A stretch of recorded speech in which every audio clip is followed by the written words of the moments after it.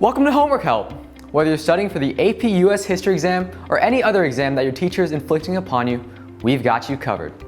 Today, we will be discussing early colonial culture. An American character was forged during the colonial era through the combination of self-reliance born out of the colonial frontier. With the creation of economic, political, and religious autonomy, many use the term salutary neglect to describe the lack of British authority over the colonies.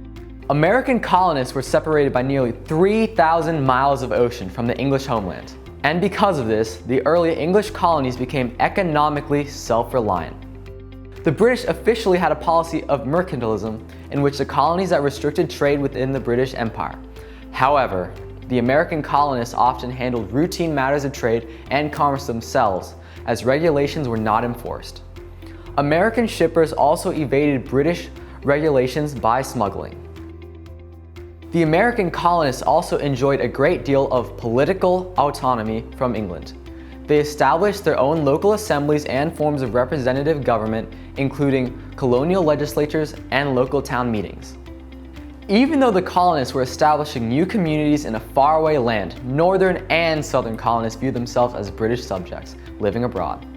And as such, they retained the rights of Englishmen and considered themselves equal to those living in the English homeland.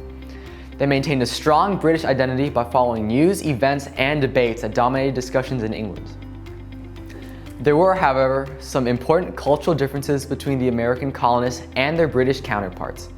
At home, the British social system maintained clear divisions of rank and status, which separated the culture and habits of wealthy aristocratic elite from the poor, less educated peasants and artisans. By contrast, the colonial settlers collectively came more from middle-class backgrounds and shared many of the same expectations for social life and education. Because almost all adult American males were literate, there were far fewer gaps in communication between social ranks. The colonies also enjoyed thriving discussions fueled by printed newspapers and books. In the early colonies, many commoners participated in the same sorts of political, religious, and economic debates that were only afforded to the aristocratic elite in England. This meant that most of the American colonists were well aware of the religious and constitutional debates that were going on across the ocean. In many ways, the Americans were closely involved in British political debates, yet from the perspective of the British, the Americans seemed to be far removed, living along the frontier of the empire. Religion played a major role in the development of colonial identity. Many colonists were part of the religious Protestant movement in the early 1600s and settled in colonies with established churches. For example, the Puritan movement within England spread to the American colonies during the 1630s when nearly 20,000 Puritans migrated to New England during what was called the Great Migration. Puritans were focused on leaving the Church of England to establish a pure form of Christian beliefs they felt the Church of England was lacking. By the end of the Great Migration, there were more Puritans in America than in England. Along with Puritans in New England, other religious groups such as the Quakers and Baptists also shared the same desire in protesting existing authorities for the sake of their religious identity. They also poured into the American colonies during the mid to late 1600s, attracted by the growing tradition of religious toleration.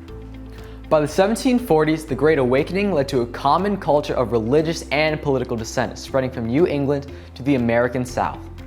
Many dissenting religious denominations, including Presbyterians, Baptists, and Methodists, grew rapidly and questioned the spiritual monopoly of the established churches. The dissenting Protestant tradition contributed to religious individualism and the development of a uniquely American character, different from the English. For most of the 1600s and 1700s, American colonists were unaware of the growing differences in cultural identity between themselves and the British homeland. It was not until the French and Indian War that the colonists came to realize that their goals and ambitions as a colonial community were not the same as the goals and ambitions of the British Crown.